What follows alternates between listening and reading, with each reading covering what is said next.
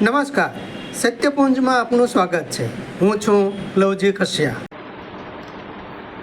એઆઈનો દુનિયામાં પ્રભાવ વધી રહ્યો છે અને નોકરીઓ છીનવાઈ જવાનો ભય ઊભો થયો છે. ત્યારે એઆઈની સાથે આપણે કઈ રીતે કામ કરવું તેની સરસ સમજણ લોકભરતીના કાર્યકર શ્રી વિશાલભાઈ ભાદાણી પાસેથી સમજીએ.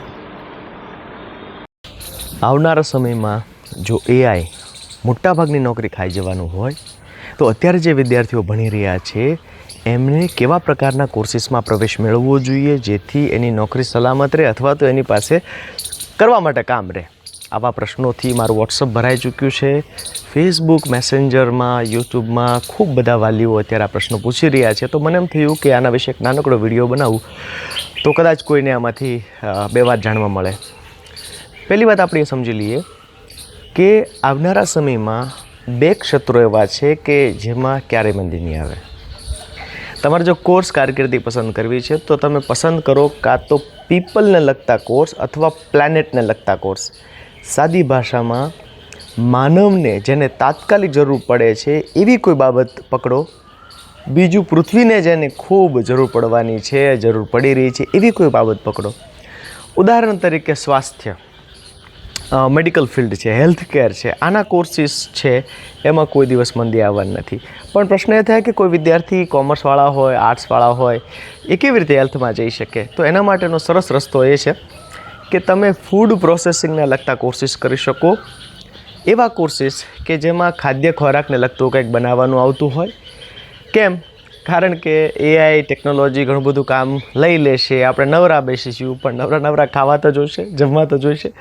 તો આ ફૂડ પ્રોસેસિંગના કોર્સીસ જે છે એની ડિમાન્ડ કાયમ રહેશે. ને તમે અત્યારે જોઈ રહ્યા છો આપણી આસપાસ ખાદ્ય ખોરાકનું કેટલું બધું બધી સુવિધાઓ વધી રહી છે. એમાં સેંકડો પ્રકારના કોર્સીસ છે. જરૂરી નથી કે તમે સાયન્સ કરેલું હોય, તમે આર્ટ્સ કોમર્સ કરેલું હોય તો પણ તમે ફૂડ પ્રોસેસિંગના કોર્સ કરી જ શકો છો. બીજું છે એ છે પ્લાનેટને લગતા, એટલે કે જો પૃથ્વીને બચાવીએ છીએ ને અત્યારે આપણે બધા અનુભવ કરી રહ્યા છે, જે પ્રકારની ગરમી વધી રહી છે, જે પ્રકારની બીમારીઓ આવી રહી છે, એ સંદર્ભમાં ભવિષ્યમાં જળ, જમીન, જંતુ, જંગલ, જનાવર આ બધાને બચાવવા છે અને એમાં કારકિર્દી બનાવીએ છીએ તો સસ્ટેનેબિલિટીને લગતા કોર્સીસ કરવા જોઈએ. ઉદાહરણ તરીકે નેચરલ ફાર્મિંગ, ઓર્ગેનિક ફાર્મિંગ, આવા કોર્સીસ તમે કરી શકો છો. ખેતી જે છે એ પ્લાનેટનું ભવિષ્ય છે અને આ વાત હું તમને એક નાનકડા પ્રશ્નથી સાબિત કરી શકું છું. તમે અત્યારે સારામાં સારા ઘરમાં રહેતા હશો, સારામાં સારી ગાડીમાં ફરતા હશો, સારામાં સારા ફોન વાપરતા હશો. પ્રશ્ન એ છે કે શું તમારી પાસે શુદ્ધ ખોરાક આવે છે, ઝેર વગરનો, પેસ્ટિસાઇડ્સ વગરનો? મારા શબ્દો યાદ રાખજો, આવનારા 5-10 વર્ષમાં પ્યોર ફૂડ છે ને એ લક્ઝરી કહેવાશે.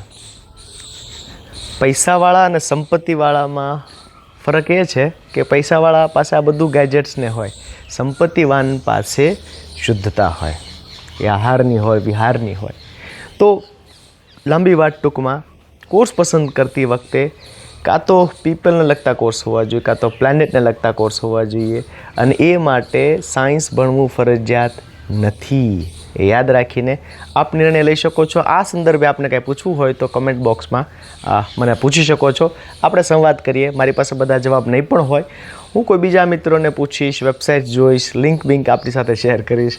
પણ કુલ મળીને ફ્યુચરમાં આપણા સંતાનો કંઈક અર્થસભર કામ કરે એવી આપણા સૌની પ્રાથમિક કોશિશ છે. સમાજ માટે, સત્ય માટે, સત્યપૂર્ણ સમાચાર પ્રસારણ આપના મોબાઈલ પર તરત જ લાઈક કરો, શેર કરો અને સબસ્ક્રાઈબ પણ કરો. અને હા, ઘંટડી વગાડવાનું ન ભૂલશો. આભાર. સમાજ માટે સત્ય સાથે સત્યપૂર્ણ અહેવાલ, સમાચાર તથા જાહેરાત પ્રસારિત કરવા સંપર્ક સાધો. સત્યપૂર્ણ સમાચાર પ્રસારણ, લબ્ધિ કોમ્પ્લેક્સ, તાલુકા પંચાયત સામે, સિહોર.